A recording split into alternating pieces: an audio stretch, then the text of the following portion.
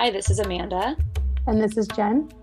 And you're listening to Just This, a podcast that explores everything around being and becoming a mother or parent.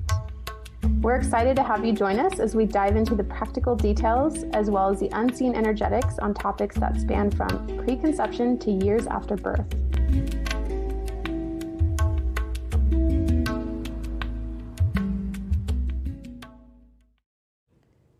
Hello, friends. Welcome to what will probably be the final episode of 2024 if you are listening when this comes out or soon after. I just want to say thank you so much for being a listener, for being here. If you're new, welcome. This episode is very timely as we are in the final weeks of the year. There has been a lot of overwhelm happening around me. I see people experiencing overwhelm. I have been experiencing overwhelm. And while we recorded this one a bit back, not just right now and recently, it felt super resonant to have this episode where we list some of our top tips and tools that we use to transition from overwhelm into more ease, to have that come out now. And it's applicable at the end of the year, but also any time of the year. So if you're catching this episode in the future, then it's the perfect time for you to hear it because that's when you're needing it. And it's probably applicable to you.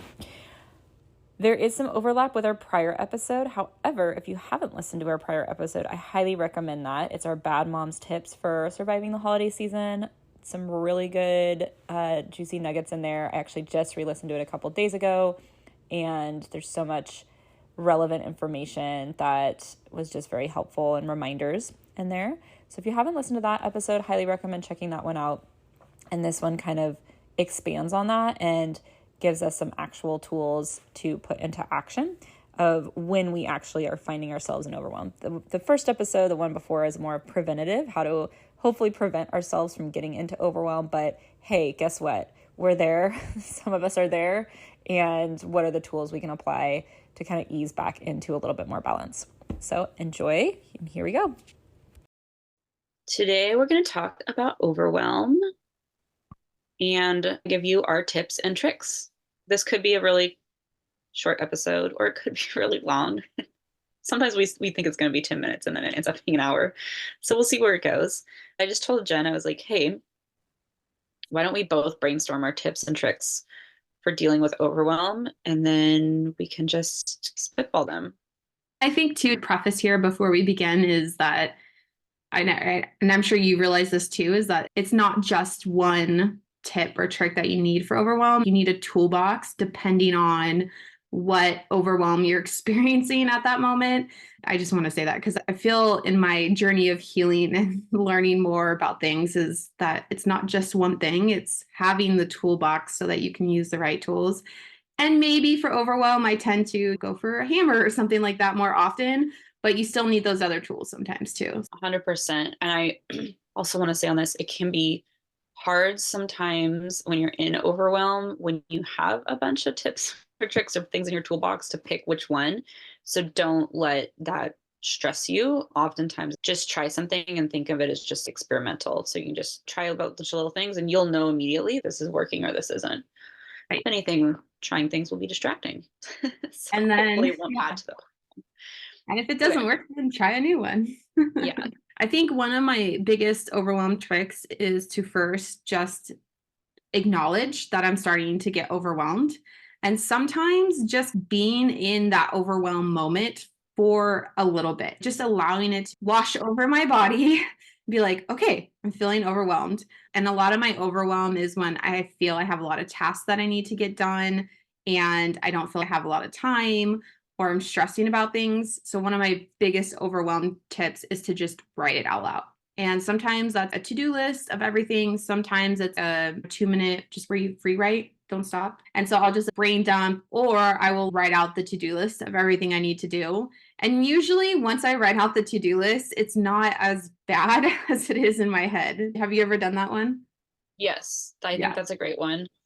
I've done that a lot and it does help. It does 100%. help so much. And also because sometimes in our head, it is bigger than what we think it is. And then when I put it on paper, it's like, oh, well, this one doesn't really need to be done today. It can be done tomorrow, or this one can be done on a different day. And then also when I look at that list, I'll try to pick one because I am feeling overwhelmed to just do one that calls to me, that I feel excited or feel a little bit more open to starting the task. Because also sometimes for overwhelm for me, I just freeze and don't do anything. So it's being able to start with one that feels easy and that I'm excited to continue on and do. Yeah. And I will take one of my tips to piggyback off that. And what I would say once you've written everything out is what's one thing you can take off that list. And so one of my tips is actually to stop people pleasing and cancel shit. Be selfish. All three go together, but that's a great one. And also, you can either write it out on a list and then look at that and be like, what on this list am I doing because I think I should be doing it? Like, I'm doing this to not let somebody down or something along those lines. And to give yourself permission to quote unquote let that person down, because oftentimes we're not really letting anyone down. That's a made up story we have. Mhm. And I find looking at that, I think the listing is great. Or if you don't have a list, if you really just close your eyes, take 5 deep breaths, and think, if I were to remove one thing from my load or what I have going on today or this week, what would be the one thing? And to really notice what you're choosing, feel into your body and pick the thing that comes up intuitively that you feel good about releasing, not mentally what would be the best thing to release, because then it won't let this person down, or I've already made plans with that person. So picking one thing to remove based on your priorities and your feelings. And again, we've had past episodes of this. I'll try to look them up and put them in the show notes. But oftentimes we feel we're going to be letting somebody else down, but really, it's just a made up story that we have. And there's so many times when I've called to tell a friend or reschedule something or even a work thing, and they're like, yeah, no, it's totally fine. Or I was actually going to call you because something came up on my end. So many times that happens where it's like Mm-hmm. synchronistic and it works out better for both people. So Totally. if Yeah, you're feeling overwhelmed, likelihood is somebody else is too. And yeah, maybe you're doing them a favor, just like how you're hoping they're going to cancel on you. Maybe they're hoping the same thing for you to cancel on them. absolutely. I've definitely in the more recent years have actually said no to people and canceled, like you said. And it is really hard. I remember recently I canceled with these two mama friends that we try to get together with at least once a month.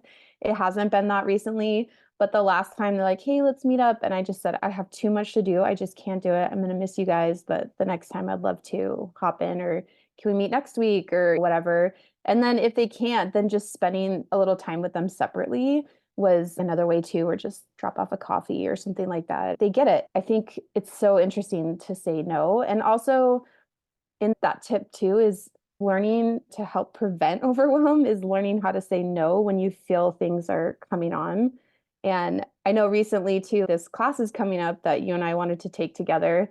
And I know she in the past talked about on the weekends is every weekend is booked. And I'm like, I could probably fit it in, right? Like part of me is, oh, I can fit it in. It'll probably be Sunday morning or in the evening, but no, you have family coming in, you have birthday parties to attend, you have your other life stuff and driving and all these other things. And so is it really worth it to add that extra stress in? Could I do it? Probably. Is it going to cause overwhelm? Probably.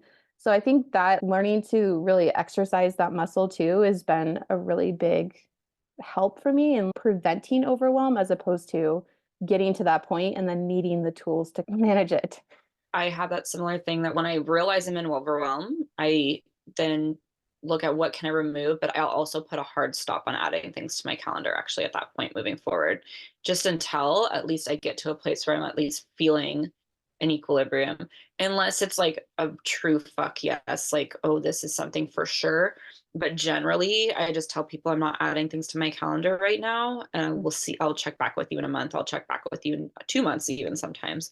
And even then, sometimes it'll hit that point and I'm actually still not adding things to my calendar. I'm going to need to wait until it gets closer to the date and see if it fits in.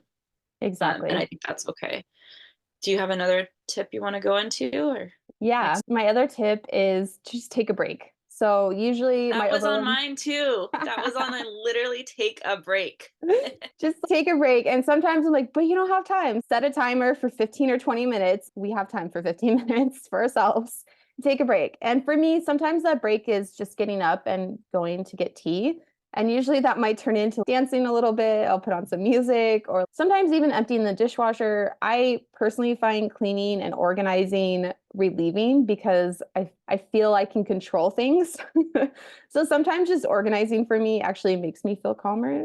But yeah, taking a break, getting tea or coffee or just water. Sometimes too, you realize once you get up that you need to go to the bathroom, and that could be creating more overwhelm too. You need the break, your body needs to release things, and then you need the mental break. Just that 5, 10, 15 minutes of a mental break, you come back and you're like, oh, and you're right back in. So, And I would encourage sometimes if it feels that you can only do 5, 10, 15 minutes, but I encourage if you're feeling overwhelmed to, and this would lead into my next tip, but to take more than an hour to actually be like, I'm going to give myself tonight off. It's fine. It's mhm, really fine. Or tomorrow is a day where I could actually take half the day and just do something fun, mhm, whatever it is. Because oftentimes it's that same philosophy of when we're on vacation, if we're truly on vacation, mhm, sometimes not with a kid, but if we're truly on vacation, let's say you go away for yourself for the weekend and do nothing, you feel refreshed. You will reset and you actually come back ready to dive in or mhm. ready to tackle whatever task. You have this new sense of energy. So literally taking a break can be beneficial in coming back to everything that you feel is on your list that you do need to, especially if you're like, okay, this can wait another day. I guess this leads into my next tip, which is zoom out and get a bigger picture. And Mhm. sometimes taking a break actually helps with this. Really, when it comes down to it, if I have to postpone this a week, is that going to be the end of the world? No, it's not. Most of the time, again, these are made up constructs we have in our mind, and I get it of showing up when we say we're going to show up, being loyal, honoring our commitments, and also the fact is that if we're not in a place that we're full, I've said this before, and we're showing up half empty, that's doing everyone a disservice. Zooming out and realizing that if you need to take the afternoon off in order to show up as your best self to everything else that you have on your plate, and that postpones something that's going on that you've committed to or said you're going to do, then it's actually better in the long run for everybody. And in the big picture, who's going to really be angry about it? Sometimes when we do take a moment to zoom out, we realize, oh, the only one who has this deadline is me. I'm the Mhm. only one who has this deadline, not anyone else. It's only because I've said it's going to be done this, or I want to be accountable, or whatever it is. There are things in life where we do have to Mhm. show up and we are accountable for other people. This is where just asking or communicating, if you can, if we are in a position where it's something that we've committed to, this is usually more along the lines of work or whatever. I literally have had situations where I've come to somebody I'm working for and said, hey, this is what I'm needing right now. Do you think we can make this work? And they haven't had any issues with it ever. Mhm. But yes, I'd say take a break. And then my next tip would be zoom out in order to give yourself perspective on allowing yourself, if that feels hard for you to take a break, especially I would say an hour minimum, Mhm. An but hour uh, minimum. an hour to a whole day of a break. And if that feels hard, try to zoom out and look at the bigger picture. Is this going to kill anyone if I do Mhm. this? And ultimately, it's going to be more beneficial if this happens. And 100%. with regarding to taking a break, I even find sometimes in the evening, I'm sure you do too. As a parent, you're always like, when the kids are asleep, whenever that is, if they're newborn, as soon as they're down, you want to maximize your evening and get all the shit done that you didn't get done during the day. Yep. But honestly, sometimes when I really check in with myself and I'm overwhelmed, I just want to watch a fucking TV show and Yep. just chill the fuck out. And that's taking a break, allowing yourself to do that. Everything that I had on my list to do tonight, really, if I don't do it for a day or two more, it's Mhm. fine. I'm gonna Yeah. watch the TV show tonight. It's fine. 100%. I love it. And it's so interesting. This one, Chandler I like to listen to, one of the things he says too is that we will get everything done that we need to get done for that day. And I really try to honor that and feel that and repeat it as a mantra when we need.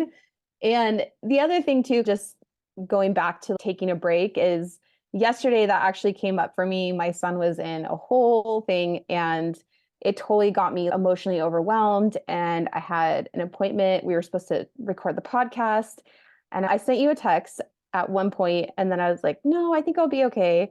And then 5, 10 minutes later, I checked it. I was like, no, it's just too much. And it wasn't that I couldn't do it. It's just that I knew, like you were saying, I'm not going to be able to show up in a way that I want to.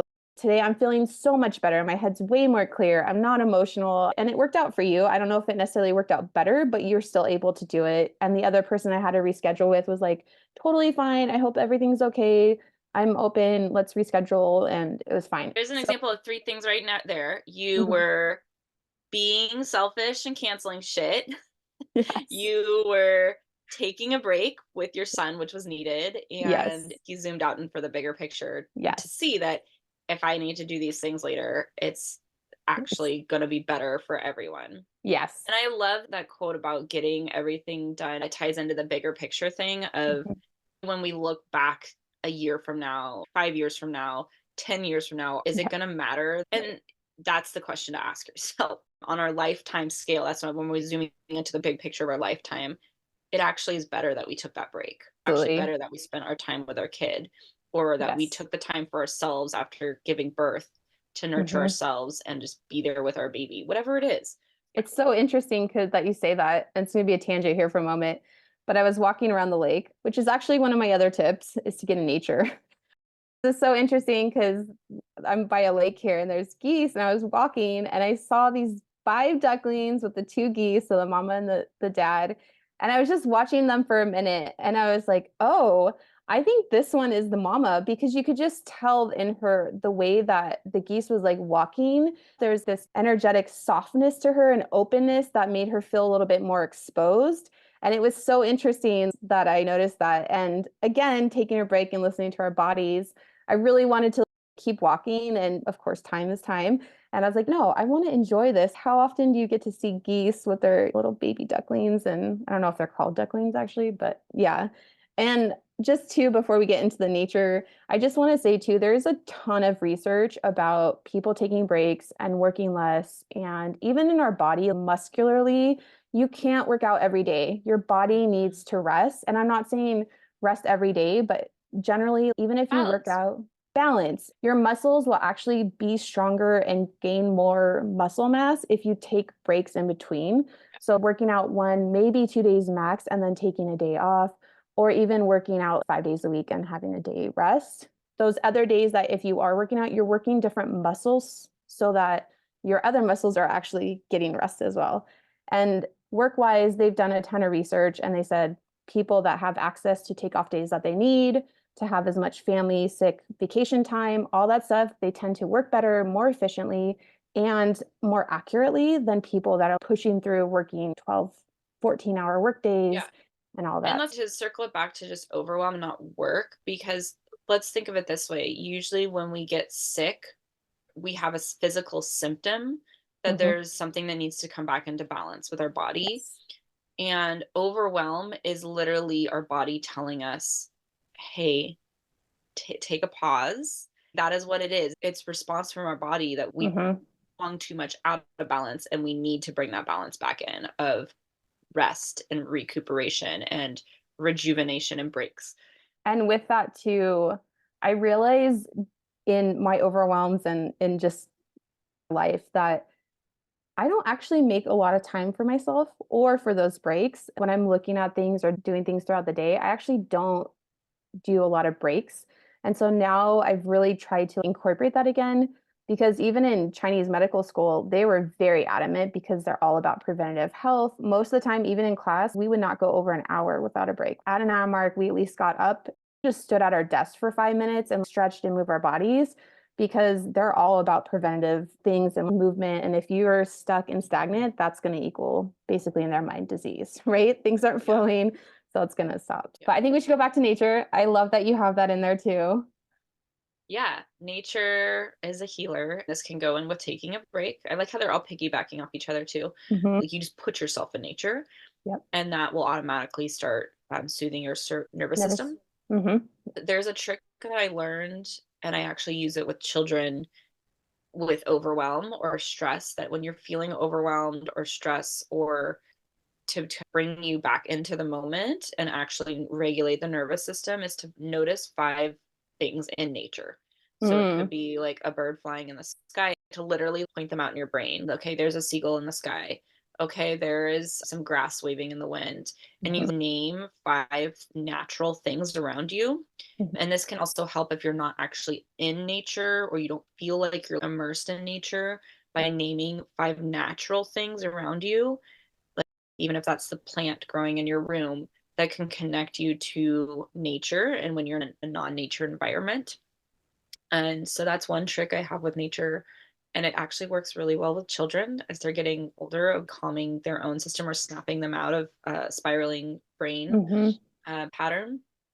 Sometimes even just getting out in nature, like you said, is just going out on my balcony and it's tiny. I could barely lay down on it. It's not a very big balcony, but usually within the late morning, early afternoon, there's sun and just sitting out there and just getting a little sun and looking up at the clouds, like you said, and the sky and the birds pass through this little window of my view. It's calming. And sometimes I'll just take my tea out there or just go out there and sit. And like you said, it's those 5 things because I do have create a little rock garden that I love, just a little area, a little piece of me. And my other favorite one is to go for a walk.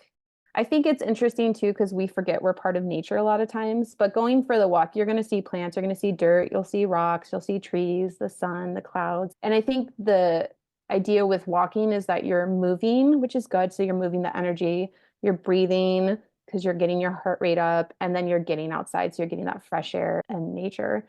And I will say too, people say, oh, but I live in certain areas.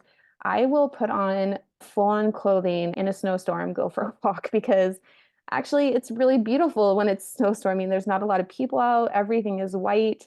I heard this once, there's no bad weather, just bad clothing. And so I really took that to heart. So I have rain clothes and just dress appropriately if you need to. And the balcony, I could have go out in the balcony, but that's not Yeah. as fun sitting in the snow. Or even go into an area where, even if you are in a building, you can look at Yes. nature. That can help. Or, for example, if you've just had a baby, I think it's still good to get out in nature if you can Yeah. with baby. But if you're like positioning your chair that you're going to be breastfeeding in near a Hmm. window where you can look at things, is one Yeah. way to connect to nature very easily. The other thing I wanted to mention is I heard this thing about bird song, and Oh, chirping birds or bird song soothes your nervous system as well. interesting. And because I guess there's some natural biological thing that birds won't chirp in times of danger or if Oh. things are dangerous around, which I don't Hmm. know about that. I have some mixed thoughts on that in my mind, but this is Yeah. something I heard. And so that bird song, naturally, our nervous system relates that to safety. Oh, So it's a subconscious thing. So that's another thing with nature. And I think I the love that. story you had about the geese is really a great example of how watching nature reminds us of the bigger picture, and Hmm. also just reminds us of, hey, things actually can be really simple. Hmm. We as humans overcomplicate them, and that leads to Yes. overwhelm oftentimes. So bringing us back to the simplicity of just watching something in nature and remembering, hey, my job is just really simple. It's to take care of myself, to remain safe and survive, and nurture and connect with those around me. And that's really what it comes down to. A lot of patterns in nature kind of Yeah. show that. It's the simplicity And of things. the other one too is just sometimes I feel so overwhelmed, want to cry, and I give myself the opportunity to just let out and cry. Crying has a different tone to it because I feel that cry is also a release. And sometimes it's yelling. So I think sound is also another really good way to help release overwhelm. And in that, with sound, if you have a very good supportive friend, sometimes just talking and not even about your problems, but just talking to a friend reshifts your mind. You're like, okay, this is actually not a big deal. Or even hearing if they start talking, sometimes they'll talk about their problems. You're like, shoot, mine's actually not as bad as what's going on with them. And that can help with overwhelm too. generally just talking to people about not anything that's going on really just is really helpful. It just shifts you out of that feeling too. And I'm a big water person. I know water for me is so calming. So sometimes showers are really my thing. In the winter, sometimes I'm taking baths almost every day because they're just so calming and they're warm and they feel grounding to me. Although a lot of people wouldn't say water's grounding, it is for me. Even water features or whatever can also be helpful. Ocean sounds, that's another one that say they re-regulate your nervous system, the sound of the ocean waves. The cyclical nature of them is, they say, closest to the rhythms of our body. So the ocean waves will actually put our bodies back in sync too, if you're near an ocean. Water is definitely therapeutic. It's interesting because there's that fact that we are 95% water.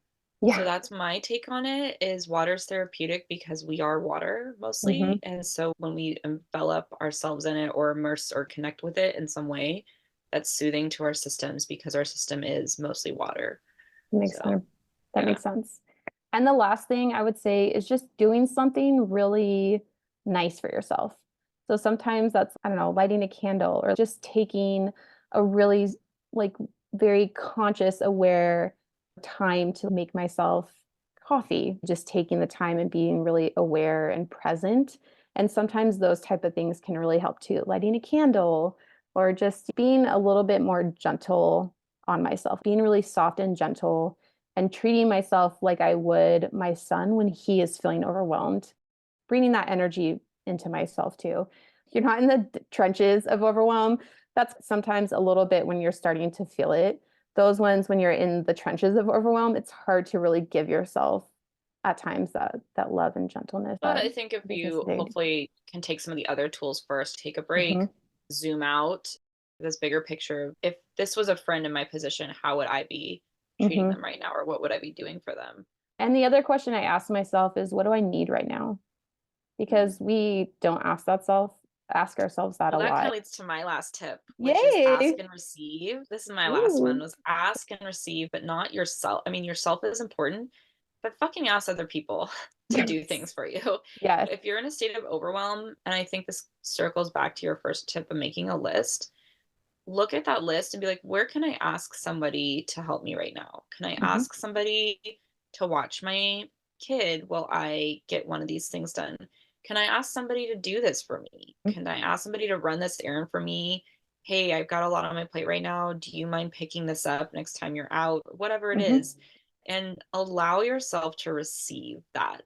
Yeah. Allow yourself to ask and allow yourself to receive when people offer, Mhm. or allow yourself to receive the gift of asking for someone to do something for you, because we again often make up stories in our head about what that means to ask people, Mhm. when we can all think of people in our life on both sides who never ask and who would be happy to do things for them all the Mhm. time. And then we can think of people on the side that, I look at people who ask me to do stuff all the time and they have no problem asking.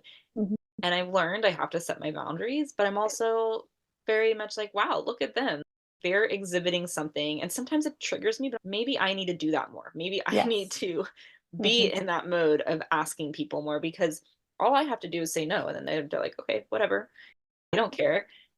Oftentimes, I find people who do reach overwhelm don't tend to have that practice of being able to ask Yeah. people as frequently. It's just not as glorified in our culture as it should be, of asking each other to help each other out. Because really, if you think about it, again, zooming out, looking at the bigger picture, if a friend was in that state and asked you to help out with something, you would usually have no problem. Or you'd be like, no, I can't do that, but can I do this for you instead? Whatever it is that Absolutely. you have capacity to do. And this is again where, when your cup is filled, when you're able to take a break, fill your cup, we can all help each other more. We all Mhm. want each other to do what we need to do to manage overwhelm and hopefully reach a state of balance. We all want to do the best we can in our lives and then also help those around us. And we can only do that from the place of filling our own stuff first. So, Yeah, 100%. And that reminds me, a friend recently had some family coming in. We were chatting, checking in, and she's like, I'm just feeling so overwhelmed with all the cleaning. I was like, I can come help for maybe like an hour and a half. She lived close and I was like, I'll come help you, bring gloves, like just put me to work. And so I went over there, just give me some coffee first thing in the morning. I love those. We're shopping, we're going grocery shopping or whatever it is. Yeah. It's nice because it gives the purpose around and then you can talk and yeah, I love those Yeah. kinds of It was friendly. great. And she was so thankful. And I had time for an hour. I didn't have time for 2 hours. I didn't have time for more than that, but she was so grateful. We finished what we needed. So I 100% agree reaching out. And I think that's a really hard one, is to reach out and ask for help. But a lot of times, like you said, people aren't going to be upset if you ask them and they have to say no. No is no. Okay, then that's fine. And in another instance, they're going to have space at some point to help you when you need it, and it will all work out. So I think it's a very interesting thing too, because there is that quote, as above, so below, as without, so within, and that things are just mirrors for us. So the fact that we don't want to ask people because usually we don't want to burden them, oftentimes means that we've said yes to things maybe that people have asked us that we feel we need to say yes. The issue here is everyone should be able to ask and everyone should have the boundaries and know when they want to say yes or no. And so oftentimes if we're not even wanting to ask, we're also those people who could develop those boundaries a little bit better. And potentially why you're overwhelmed is because you've said yes to things that you didn't really truly want to say yes to, or you didn't put the boundary in place. And maybe we can learn from that and move forward. Yeah. So. Yeah. And I have to say too, just on this yes and no, because this has been kind of a big epiphany for me, is that yes should be as equally easy to say as no. And there is no, I think no has some no form should of, be as equally easy to say as yes. Yes. That one. No should be as Yes, equally yes. easy to say as yes. Because we have this very negative opinion about saying no. But again, recircling to everything we said, it's really important to say no, because when we do say no, it means that we're saying yes to ourselves and we're also really listening to what we need. So I'm just trying to remember no is equally important as yes in saying it. And it's not a negative thing to say no. It can actually be a very empowering thing and helpful thing. And you're not going to always be saying no. Do we want to just recap I'll list off the tips I had and then you can list off the tips you had just as one-liners, just so we can recap them all together. Sure. Okay. Sounds good. So your first one was make a list. Make a list. Yeah. And mine, I'm piggybacking from there, was stop people pleasing, cancel shit, and be selfish. What was your next one after that? Take a break. Take a break. And then from there, I went to zoom out or look at the bigger picture of things. And then we wanted to go nature. We went into nature and lots of tips within that too. So revisit that. We had some good nature tips. And then you had do something nice for yourself. Yeah. Be gentle on yourself. Treat yourself like you would a kid. Do something nice for yourself. And then final one was ask and receive. So Yeah. that's a good little list. And yeah. Hopefully this was inspiring in some way. And one of these little tools, you can try one out if you're feeling overwhelmed. And share yours below. We'd love to hear. Just know that overwhelm passes. Hopefully it has to. It's part of being a parent. And I did hear this quote. Somebody was saying recently, like, wow, you're really good with your boundaries. And I said, you have to become that way as a parent. And they said, my sister actually was horrible with boundaries and the same thing happened. And I said, yeah, as a parent, you will learn how to manage the overwhelm and it will come, but you'll get better and better if you're a new parent. Yeah. Basically realizing you will become a Zen master with overwhelm. I promise you, if you're a parent, still be tested. Aren't already, it will come. I love it. Thanks so much, everyone, for listening, and we look forward to the next one. Love you. Bye. Hey there, amazing listeners. We just want to say a huge thank you for tuning into our convo on the Just This podcast today. We appreciate each and every one of our listeners, and your continued support means the world to us. If you enjoyed this episode and found value in it, we would be incredibly grateful if you could take a moment to leave us a review on your favorite podcast platform or share this episode with someone you think would enjoy it too. Your reviews and shares not only motivate us, but they also help others discover our show. We're also all about keeping the conversation going and hanging out with our incredible community. Head over to justthis.site, that's JUSTTHIS.site, this.site, where you'll find additional resources, ways to connect with us, and join the conversation, plus some more goodies. Thank you again for being a part of the Just This community. We'll be back soon. Until next time, remember to take care of yourself and embrace the wonder as you navigate this extraordinary adventure.